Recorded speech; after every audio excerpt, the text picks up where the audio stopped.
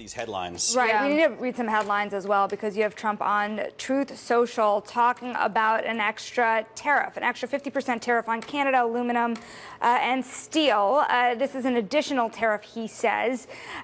He calls it a 25% tariff on electricity coming into the United States. So clearly the turmoil still hitting markets. Going into effect tomorrow, I think that's important as well. And you can see the S&P 500 now down close to session lows, so sort of losing that steam that it was building. The NASDAQ 100 hit session highs in the aftermath of that JOLTS data, actually, but now losing that momentum as well, up about 0.2% or so. So these hits just keep coming. Yeah, and this is, I mean, so you've already got from Canada, at least from Ottawa, an export tax on electricity of 25%. And we're going to put additional tariffs, it looks like, on that electricity. By the way, Canadian electricity was much cheaper than U.S. electricity. That's why Canadian aluminum was cheaper than U.S. aluminum. We don't produce a lot of aluminum in this country. I can see you're chomping at the bit to say something. But no, to read more of this. I just want to point out,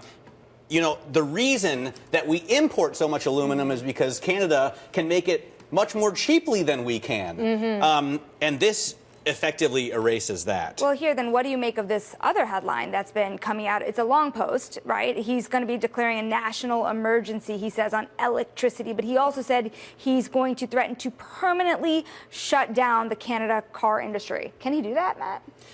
I mean, he can, if he wants to, effectively shut down Americans buying Canadian cars with big enough tariffs. Of course, I suppose they could still produce cars for other countries, but there aren't any Canadian car makers per se, right? They're just producing, you know, Fords and Stellantis, you know, Dodge and Chrysler vehicles. Mike McKee, we only have about 30 seconds, but weigh in on this as our economics correspondent. Well, we had one interesting data point this morning, and that was the NFIB Small Business Survey.